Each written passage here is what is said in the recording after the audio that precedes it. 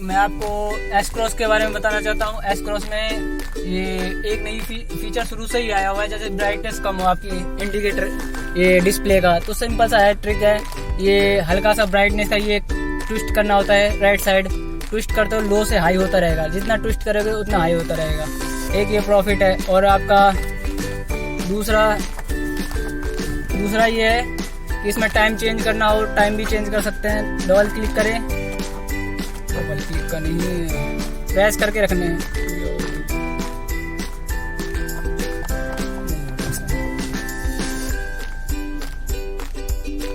हाँ, ये आ गया हमारा, प्रेस करके रखना है। और प्रेस करके फ्यूल डिस्टेंस डिस्प्ले में शो होता रहता है हमारा।